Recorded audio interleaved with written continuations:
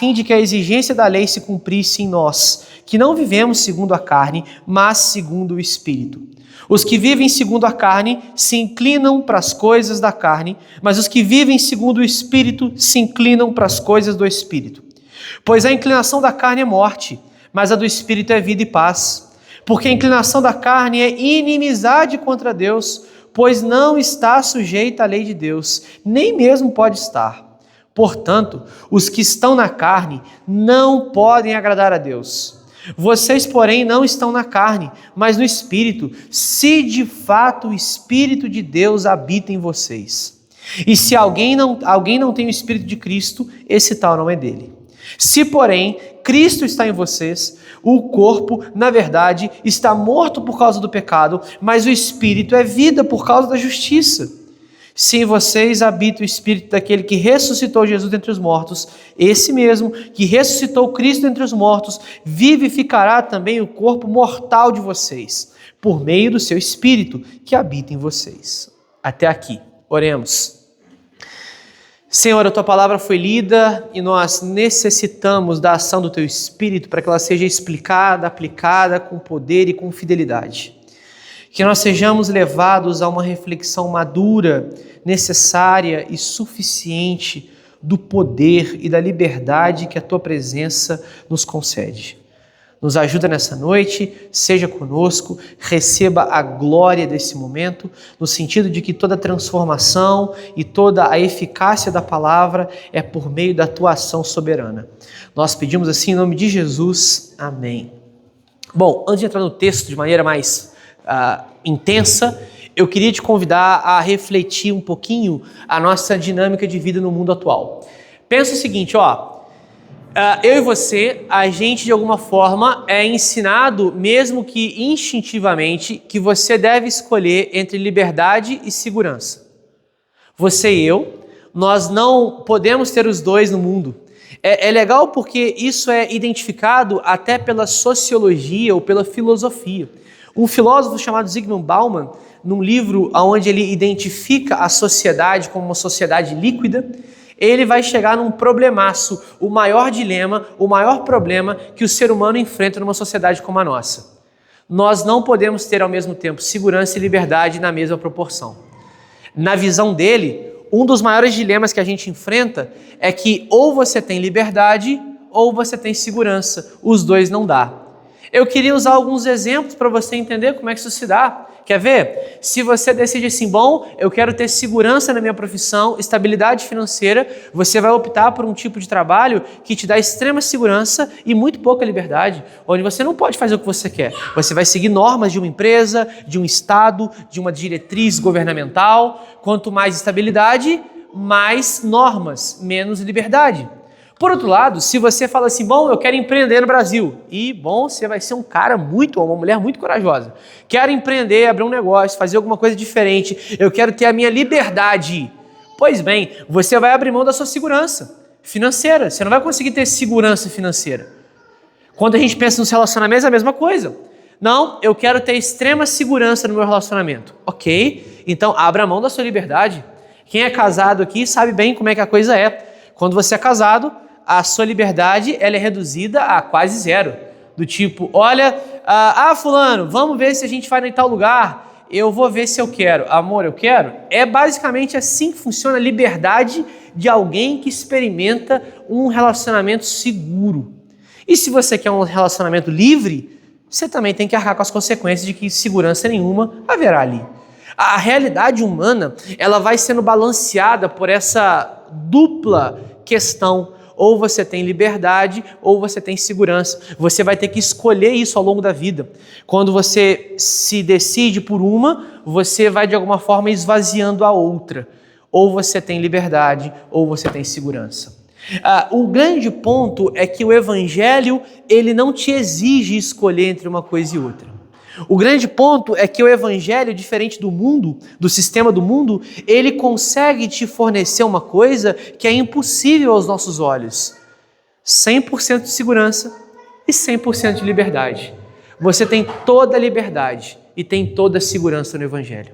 E isso parece impossível, mas não é. O texto que a gente acabou de ler ele é justamente o apóstolo Paulo fazendo essa explicação de como se dá a vida em liberdade daquele que está seguro em Cristo.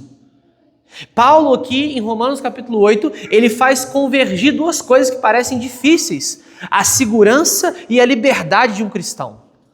Alguns estudiosos imaginam que Romanos 8 é o grande cume, é o grande ápice da carta aos Romanos. Então, quando você lê Romanos, por exemplo, tem uma coisa muito legal que acontece instintivamente. Se você já leu a carta toda aos Romanos, e se você já leu o capítulo 8 especificamente, é impossível você ler o capítulo 1, 2, 3, 4, 5, 6, 7, 9, 10, 11, 12, 13, 14, 15 e não ficar o tempo todo voltando para o 8. Porque o 8 ele puxa a sua atenção. Imagina que o capítulo 8 na carta aos Romanos, ele é como se fosse o alto de uma colina, aonde Paulo escalou, chegou aqui e depois ele vai para outra argumentação. Alguns arriscam dizer que é o capítulo mais importante da carta, porque aqui ele vai tratar, ele vai resolver algumas tensões sobre a vida cristã como um todo. E o grande contexto aqui ele é muito legal. Aliás, o pequeno contexto aqui no capítulo 7 anterior a esse texto que a gente acabou de ler. O próprio apóstolo Paulo faz uma das afirmações mais poéticas e mais verdadeiras da vida cristã. Ele vai dizer assim no capítulo 7, versículo 21. Assim, enquanto esta lei, quando quero fazer o bem, o mal reside em mim. Porque segundo o homem interior tenho prazer na lei de Deus, mas vejo nos meus membros outra lei que, guerreando contra a lei da minha mente, me faz prisioneiro da lei do pecado que está nos meus membros. Miserável homem que sou, quem me livrará do corpo dessa morte? Graças a Deus por Jesus Cristo, nosso Senhor, de maneira que eu, de mim mesmo, com a mente sou escravo da lei de Deus, mas segundo a carne sou escravo da lei do pecado. Paulo aqui, ele vai identificar um grande problema que ele enfrenta. Ele já entendeu que é justificado em Cristo, ele já entendeu a salvação em Jesus, mas ele consegue ver que existe algum tipo de problema no seu corpo, na sua carne, em que ele não consegue fazer o bem, e ele parece levantar um problema aqui no capítulo 7. Eu tenho um problema, quando eu quero fazer o bem eu não consigo, ainda há uma parte em mim pecaminosa, ainda há uma parte caída em mim, mesmo eu já tendo experimentado a salvação em Jesus. Você que é um cristão deveria pensar o quanto isso é real na sua vida cristã, o quanto você ainda experimenta lutas, batalhas, pecados que não fazem parte do que você gostaria para a sua vida cristã. Paulo, em Romanos capítulo 8, ele vai justamente fornecer para mim e para você o que é o grande grito de liberdade que a gente pode dar diante de uma circunstância como essa. Porque, invariavelmente, a gente poderia pensar, bom, mas se eu estou salvo em Cristo, por que eu me sinto aprisionado no pecado? Por que eu me sinto aprisionado em uma questão onde eu não consigo fazer o que eu gostaria, mas sim o que eu não gosto, que é o pecado? Paulo vai responder exatamente essa questão no capítulo 8, ele vai concluir umas questões importantes aqui acerca disso. No capítulo 8, versículo 1, a grande questão é essa conclusão. Agora, pois, em algumas traduções de maneira um pouco mais elaborada e fica um pouquinho mais claro, existe uma conclusão exata. Portanto, um ponto onde ele conclui o que foi dito.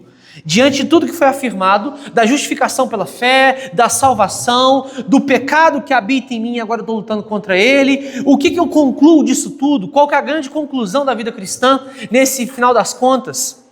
Ele trabalhou grandes questões teóricas até então, ele explicou a justificação pela fé, explicou a condenação do pecado, explicou a vida de alguém que já foi regenerado, mas ainda experimenta um problema em relação a esse tipo de comportamento.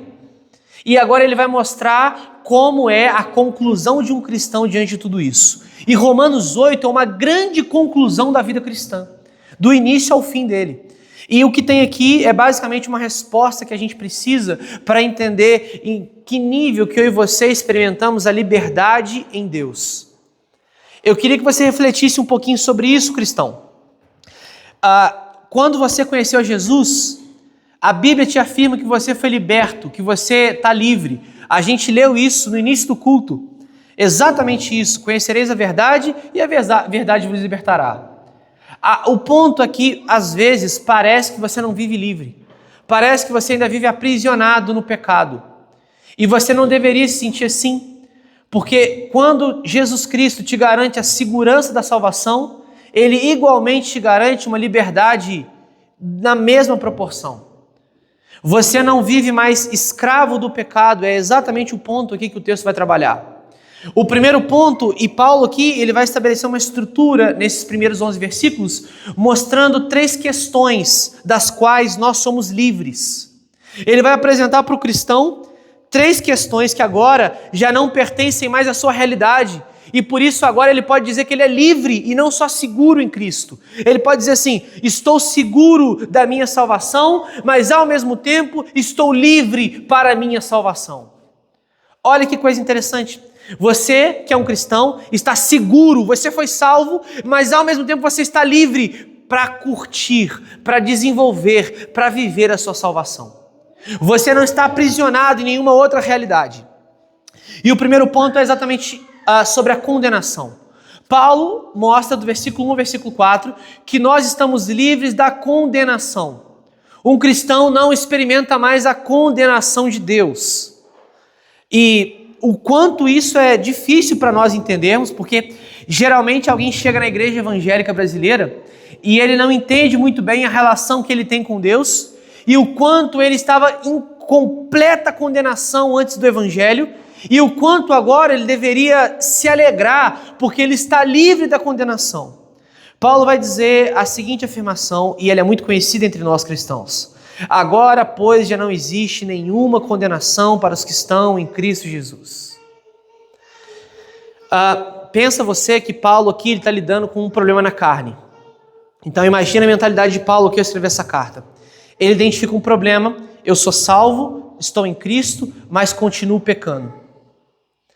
Você já parou para pensar que você é alguém que foi comprado com o sangue de Cristo e mesmo assim você ainda peca? E agora? Você vive uma vida aprisionada? De forma nenhuma. O primeiro argumento de Paulo é exatamente esse: você está livre da condenação, não há condenação mais sobre você. E o caráter dessa afirmação ele é muito importante para você entender a relação que você tem com Deus. Quando você é salvo, você é justificado diante de Deus. Aqui há a doutrina mais importante para um cristão quando ele tenta pensar em como é a sua relação com Deus após Jesus Cristo. Não desperdice esse momento, meu irmão, minha irmã, de você entender agora, nesse minuto, o que é a justificação na sua vida. Reflita com muito cuidado, com muita atenção. Você e eu nascemos condenados pelo pecado. Nosso coração está morto em pecado. A gente não tem condições de responder a Deus com nada. Nosso coração, ele está caído. Romanos capítulo 3, Paulo traça esse argumento. E o grande problema é que mesmo que a gente tivesse algum tipo de possibilidade de exercer justiça diante de Deus, nós simplesmente não iríamos querer. O nosso coração, ele não ama ou não amava a Deus. O nosso coração estava morto em pecado. Só que pior do que isso, o nosso pecado, ele desperta a inimizade contra Deus. Ele desperta a condenação da justa justiça de Deus. Em outras palavras, se você se apresentasse diante de Deus com as suas melhores intenções, com as suas boas obras, você não teria nada para oferecer a Ele, a não ser motivos de ser condenado. Então, a melhor pessoa que você conhece na face da terra, mesmo ela sendo uma boa pessoa aos olhos humanos, diante de Deus, por causa do seu pecado no coração, todas as suas boas obras são apenas mais um motivo para ela ser duplamente condenada, porque as mesmas boas obras que ela julga praticar são as boas obras que ela pratica para a sua própria glória e não para a glória de Deus. Isso torna a questão de estar sob uma condenação uma realidade inescapável. A gente nasce debaixo de uma condenação. Você e eu, quando a gente veio à existência, a condenação de Deus estava sobre nós. Nós estávamos condenados no nosso pecado, condenados ao pecado, à morte e ao inferno. Eu sei, parece uma palavra difícil de ouvir, inferno. E os pregadores parecem que não gostam de falar dessas 3 palavras hoje em dia: pecado, morte e inferno. Parece que um bom pregador hoje não deve falar essas palavras porque assusta você ou te deixa desconfortável. Mas o grande problema é que a sua realidade sem Jesus, ela é exatamente resumida em 3 palavras: pecado, morte e inferno. Condenação. Você estava debaixo de um problemaço, porque Deus é santo, justo e bom. Esse Deus que é justo, ele não tolera, não tem parte com o pecado. E o grande ponto é, quando você é salvo, alguma coisa acontece. É a obra de justificação diante de Deus. Jesus Cristo, ele apresenta as suas boas obras, a sua justiça, a sua santidade diante de Deus no seu lugar. Ou seja, toda a justiça de Cristo Jesus agora é a sua justiça. E um outro ponto importante: toda a condenação que era sobre você, agora foi nele. É por isso que Paulo vai dizer a seguinte questão no versículo 3 e 4. Porque aquilo que a lei não podia fazer por causa da fraqueza da carne, isso Deus fez, enviando o seu próprio Filho em semelhança em carne pecaminosa e no que diz respeito ao pecado. E assim Deus condenou o pecado na carne, a fim de que a exigência da lei se cumprisse em nós, que não vivemos segundo a carne, mas segundo o Espírito. Para entender um pouquinho o conceito de Paulo, aqui a gente precisa entender o conceito jurídico do que Paulo está dizendo. Basicamente, o ponto é, a sua condenação e a minha condenação, ela foi resolvida na carne, no corpo de Jesus Cristo. Jesus Cristo, quando ele vai para a cruz, no seu corpo, ele coloca à disposição para ser o grande palco de resolução dessa condenação. Em Jesus, Deus aplica toda a justiça, toda a condenação, para que eu e você pudéssemos dizer que alguém sofreu a nossa condenação no nosso lugar. E naquela cruz, ao mesmo tempo, o Pai recebe a justiça do Filho para que ele pudesse derramar essa justiça sobre você. Só que há algo importante no texto, porque quando Paulo diz que não há nenhuma condenação, a gente precisa entender o caráter do que ele está dizendo.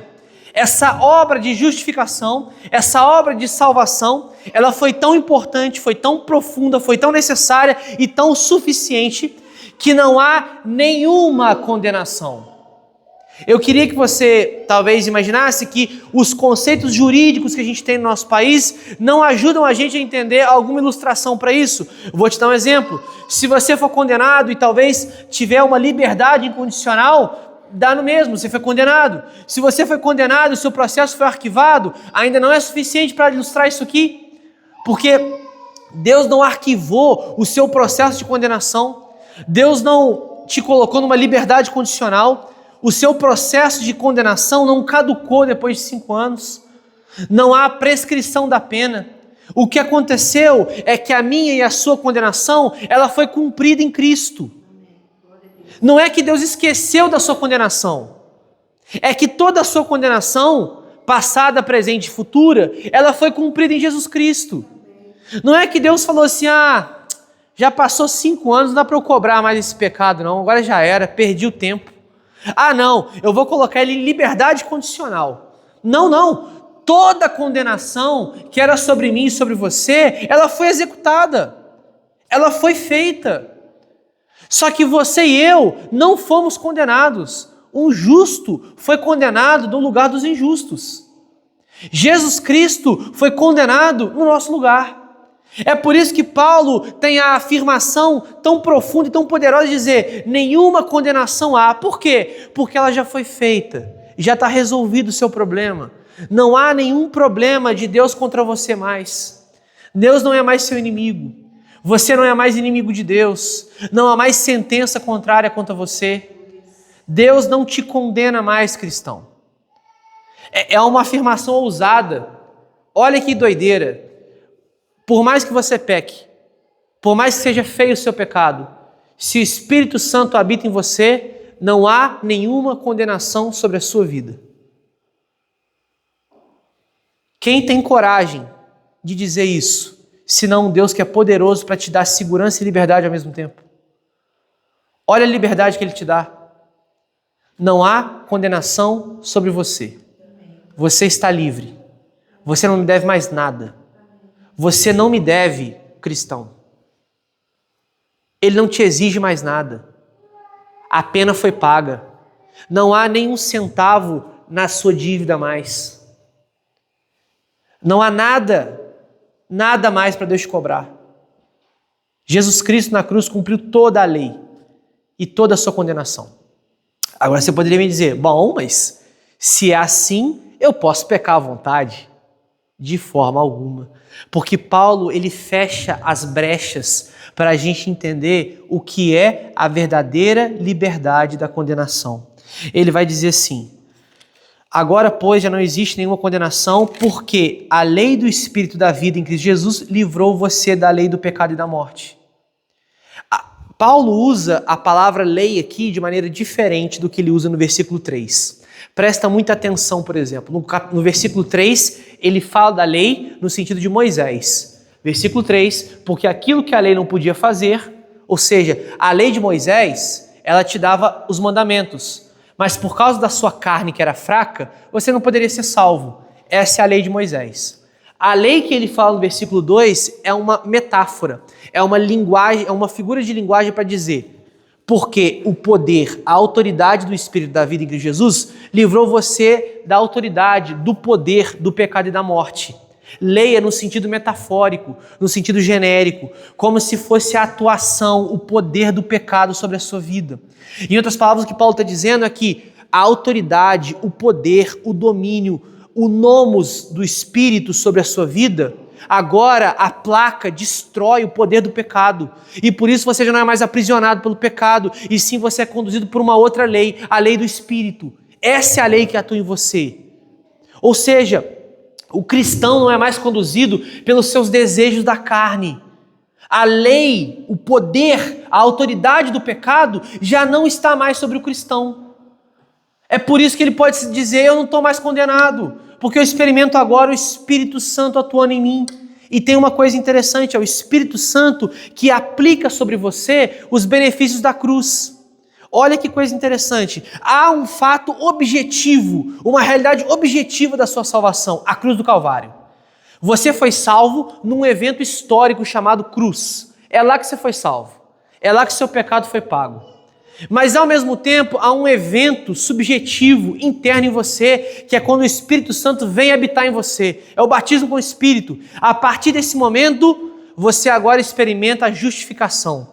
Ou seja, quando é que você foi justificado? Na cruz e quando o Espírito Santo habita em você. Porque quando ele habita em você, toda a sua justiça agora é de Cristo. E toda a sua condenação é dele também.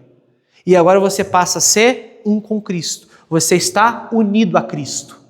É o Espírito Santo que te une a Jesus Cristo para que você experimente toda a atuação do Pai e todos os benefícios da salvação.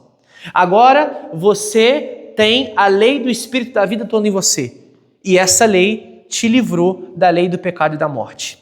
No versículo 3, ele vai mostrar por que era necessário a intervenção do Espírito Santo na sua vida. Por que você não poderia simplesmente dizer assim, Deus, então eu vou mudar de vida, eu escolhi mudar de vida, eu vou por mim mesmo. Ele explica, porque aquilo que a lei não podia fazer, por causa da fraqueza da carne, isso Deus fez.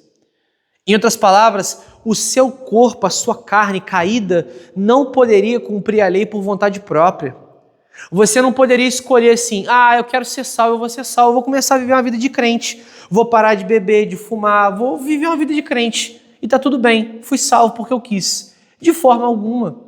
O que o texto está dizendo é exatamente isso. A lei, ela te exigia coisas que por causa do seu pecado, da sua carne, era impossível você cumprir. E por causa dessa fraqueza, Deus envia o Espírito Santo dele para sustentar a sua vida e aplicar sobre você aquilo que ele fez na cruz, reconciliando você com ele. Porque Deus enviou o seu próprio Filho em semelhança de carne pecaminosa e no que diz respeito ao pecado, e ele condenou na carne do Filho o pecado. A linguagem de Paulo ela é realmente um pouco mais difícil aqui nesse texto. Mas o grande resumo é esse. Deus condenou no seu próprio Filho o nosso pecado. E agora ele envia o seu Espírito para aplicar em você todos os benefícios dessa obra. Portanto, você não tem mais condenação sobre a sua vida. Porque agora você experimenta uma vida livre da condenação. Livre agora também do pecado. E esse é o segundo ponto que Paulo apresenta. Só que antes de entrar no segundo ponto, deixa eu te ilustrar como é que é especial o que Deus promete para mim e para você. O mundo constantemente te condena em coisas que você não gostaria de fazer, talvez nem teria interesse. Olha que interessante. Quando você tem muita segurança e não tem nenhuma liberdade, o mundo te condena. O mundo diz assim para você: olha, a sua vida é muito estável, você deveria ter mais liberdade. E você é alguém condenado aos olhos do mundo. Quando você é alguém que tem muita liberdade, alguém que não tem muita segurança, o mundo também te condena.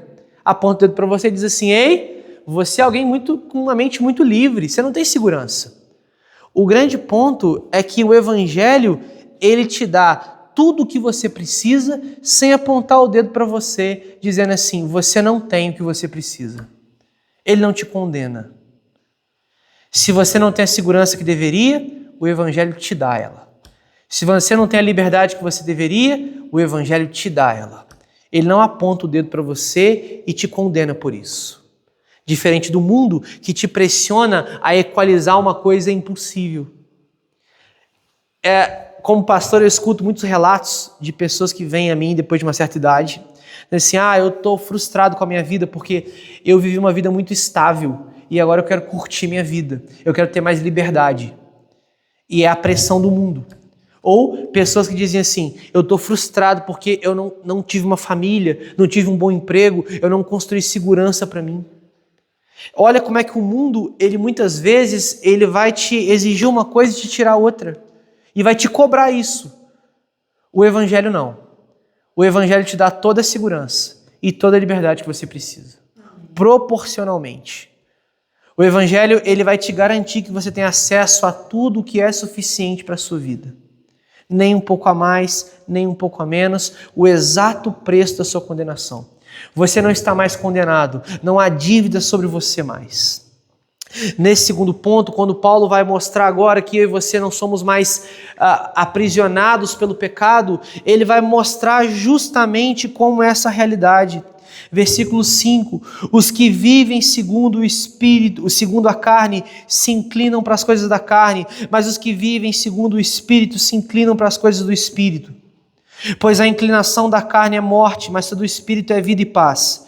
Porque a inclinação da carne é inimizade contra Deus, pois não está sujeita à lei de Deus, nem mesmo pode estar. Portanto, os que estão na carne não podem agradar a Deus. Vocês, porém, não estão na carne, mas no Espírito, se de fato o Espírito Santo de Deus habita em vocês. E se alguém não tem o Espírito de Cristo, esse tal não é dele. É duro o que Paulo está dizendo aqui. Ele vai te garantir que você está livre do pecado, mas ele vai te confrontar também. Porque ele vai dizer assim: se você vive uma vida inclinada para as coisas do pecado e da carne, há uma grande chance de você não ter o Espírito de Cristo. Olha que pauleira.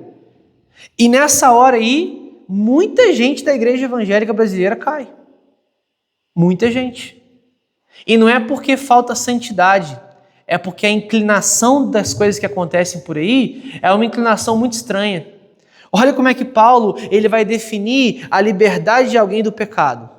Percebe só como é que ele vai associar aqueles que são inclinados às coisas do Espírito, aqueles que vão subordinar a sua vida à lei de Deus. Versículo 6, aliás.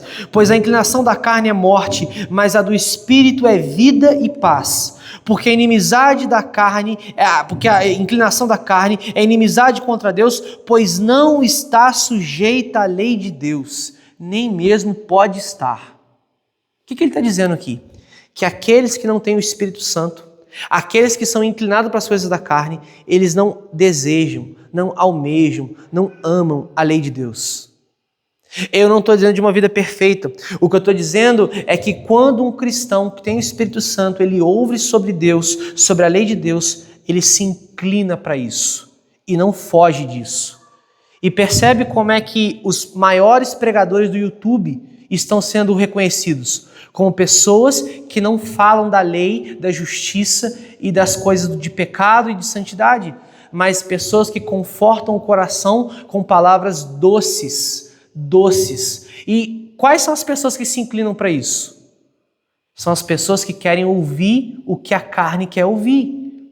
E olha que problemaço. Você pode pesquisar no YouTube as pregações mais vistas, os pastores mais famosos, e como é que isso é um problema para nós hoje. Os cristãos são uma anomalia, cristãos carnais. É possível existir um cristão carnal? Tecnicamente não. Tecnicamente o que o apóstolo Paulo diz é que não é possível que exista um cristão carnal. Uma vez que você está em Cristo, a sua carne está morta e você agora está vivo com o Espírito Santo de Deus. Você não pode ser um cristão carnal. O grande problema é quando nós encontramos um cristão carnal e pensamos que isso é comum.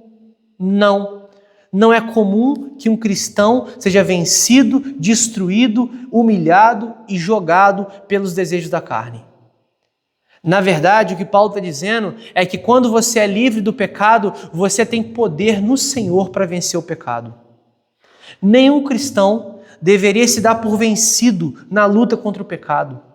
Isso não quer dizer sobre uma vida perfeita. Isso faz referência à seguinte questão. Você que é um cristão verdadeiro, que tem o Espírito Santo de Deus, presta muita atenção nisso. Se você tem o Espírito Santo de Deus, você não vai, não pode e não gostaria de pecar em paz.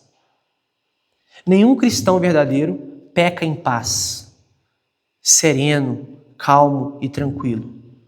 Nenhum cristão verdadeiro vive uma vida caída em pecado e se dá por vencido nisso. Aqueles que têm o Espírito Santo, eles invariavelmente vão se incomodar com as coisas do pecado, porque eles não se inclinam para as coisas da carne, mas do Espírito. É por isso que Paulo está vivendo uma agonia no capítulo 7, dizendo assim, miserável homem que sou. Por que ele está falando isso? Porque ele é inclinado para as coisas do Espírito, mas vê o pecado acontecendo na vida dele e fala assim, eu não quero isso para mim mais. Cristão, você não deveria dormir sossegado se o pecado ainda domina uma área da sua vida.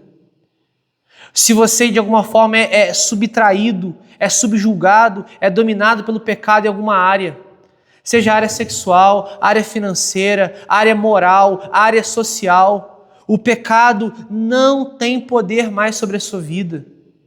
E que poder é esse? Olha que ilustração interessante para você entender qual é o grande poder do pecado para alguns.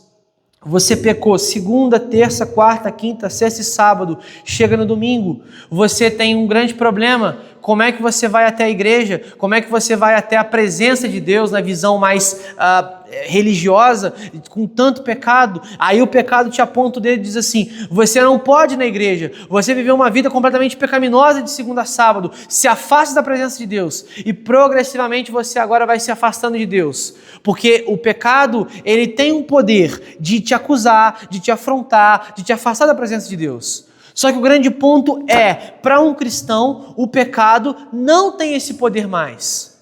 Por mais que você pecou hoje, 1 João, o próprio apóstolo diz isso, se você confessar o seu pecado diante de Deus, Ele é fiel e justo para te perdoar e te purificar de toda injustiça. Ou seja, o pecado perde o poder de te acusar, de te condenar.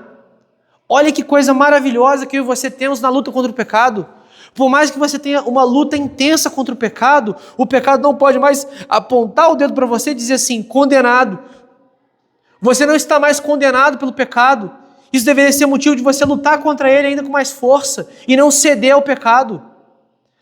O grande ponto é, se você está livre do pecado, por que se aprisionar novamente? Por que se colocar nessa prisão novamente? Você é livre para lutar contra ele. Por isso que Paulo está dizendo no capítulo 7, somente alguém redimido com o Espírito Santo pode dizer o seguinte, miserável homem que sou. Alguém que reconhece o seu pecado, reconhece a sua miséria e agora luta contra o pecado. Não se engane, a vida cristã é uma constante luta, guerra contra o pecado. A gente ainda não tem a nossa natureza totalmente redimida. A gente luta contra pecadinhos e pecadões. Pecados que o mundo vê, pecado que só nós sabemos, mas o fato é que os pecados ainda são fonte de luta no nosso corpo. E dizer que você é livre do pecado não é dizer que você não peca, é dizer que você agora está habilitado para não se aprisionar mais nessa luta. Você pode encarar isso. Você não deveria se sujeitar a dizer que o pecado te venceu. Você não deveria dizer assim, minha vida já está toda errada mesmo, já estou todo errado, agora vamos lá, deixa o bicho pegar. De forma alguma, você tem o Espírito Santo de Deus e está muito mais do que habilitado para lutar contra o pecado, para destruir o pecado na sua vida, para sair vitorioso sobre o pecado. O seu homem interior ama a lei de Deus, se inclina para a lei de Deus. O que milita contra você é a sua carne. Você precisa entrar em guerra contra você mesmo. Aqui vai a minha crítica que eu comecei a fazer e agora eu termino. A nossa mentalidade de cristãos evangélicos é de uma luta no campo político, no campo social, mas não no campo interno. A gente deveria estar lutando contra o nosso pecado. A gente deveria estar lutando contra a nossa mazela, nossa miserabilidade, através da ação do Espírito. E o nosso problema é que parece que nós entramos numa região de zona de conforto, aonde o cristão está satisfeito com o que ele tem. Não, você tem que tirar essa mentalidade de que a sua vida não enfrenta uma luta contra o pecado, enfrenta. E você é livre para enfrentar essa luta com poder. Exatamente por isso. Porque agora a inclinação do Espírito na sua vida é vida e paz. E olha que coisa boa, existe um contraste aqui. A inclinação do pecado é morte e condenação. A inclinação da justiça do Espírito é vida e paz. Por isso que você não deveria se contentar até onde você chegou em santidade. Avance, lute contra o pecado. Não se renda para isso. Paulo termina mostrando no versículo 8 algo importante. Portanto, os que estão na carne não podem agradar a Deus. O quão difícil é para um evangélico que frequenta a igreja descobrir que ele não pode agradar a Deus porque ele está inclinado à carne.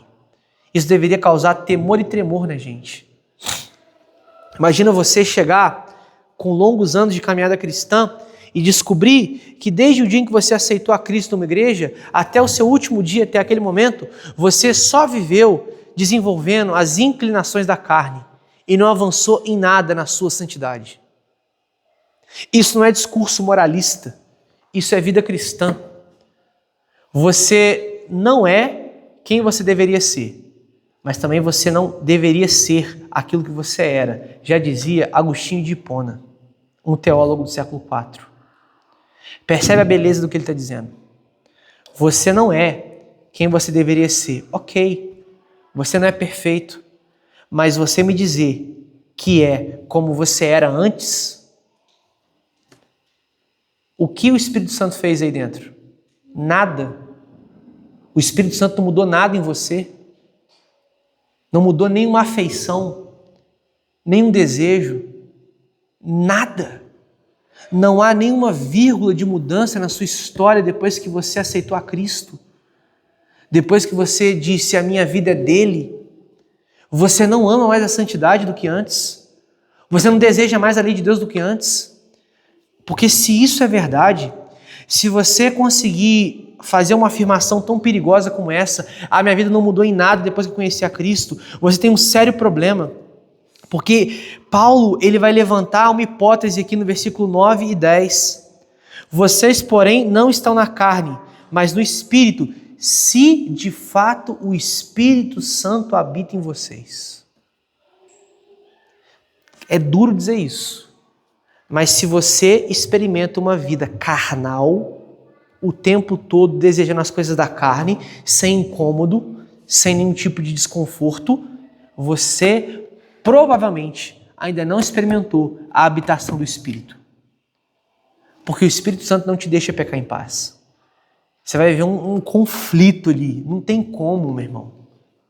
O Espírito Santo não te deixa pecar em paz. Não há um cristão na história que tenha o Espírito Santo que pode dizer assim, eu pequei em paz. De forma alguma. O Espírito Santo te liberta para você não pecar em paz. E olha que interessante, a mente livre na visão do mundo, na visão contemporânea, ela não é muito bem assim, não. Pensa você que na mentalidade do sistema do mundo, numa cultura pós-moderna como a nossa, a mente livre é aquela mente que não se subordina, que não está debaixo de nenhuma lei, de nenhuma norma. É aquela mente que rompe os padrões. A mente livre do Evangelho é aquela mente que se subordina à lei de Deus. Olha que contradição. Talvez você e eu podemos ter tido uma explicação do que é liberdade que confundiu a nossa cabeça. Liberdade não é uma vida sem regras. Liberdade em Cristo é uma vida com prazer, deleite e subordinação à lei de Deus. Isso é liberdade. O mundo diz assim para você: ser livre é fazer o que você quer. A palavra de Deus diz assim para você: ser livre é fazer o que agrada a Deus. Olha que confronto. Não dá para misturar as duas coisas. É radicalmente diferente uma coisa da outra. Você que quer ser livre no mundo, não será livre em Cristo. Você que quer ser livre em Cristo, não será livre nas concepções do mundo. São coisas diferentes. O mundo não consegue entender a liberdade que um cristão experimenta. Na mente de alguém que tem a visão caída, o cristão é o ser mais aprisionado do mundo, preso em normas, em regras. Para nós, cristãos, nós somos as pessoas mais livres do universo, porque nós fazemos aquilo que agrada o nosso Senhor. Isso é liberdade. Você poder ter uma vida em que você diz assim: ela não é perfeita, mas ela agrada a Deus. Aí vem a pergunta, né? Sua vida hoje agrada a Deus? Pergunta difícil, né? Se você está na carne, que o texto diz, portanto, os que estão na carne, vai ser difícil você responder com sim. Mas se você é alguém com o Espírito Santo, mesmo com as suas limitações, mesmo com seus pecados, você tem a liberdade de dizer assim: bom, apesar de quem eu sou, apesar da minha miséria, a minha vida ainda agrada a Deus. Por que agrada? Por causa da minha justiça? Não. Porque Deus sabe a luta que eu tenho interna contra o pecado. É por isso que a vida de um cristão ela agrada a Deus. Mesmo o cristão que cai, que peca, ele é um cristão que agrada a Deus. Não balize a sua vida pelos seus acertos e erros aqui fora, na carne, mas por aquilo que está aí dentro, no seu coração, essa luta interna.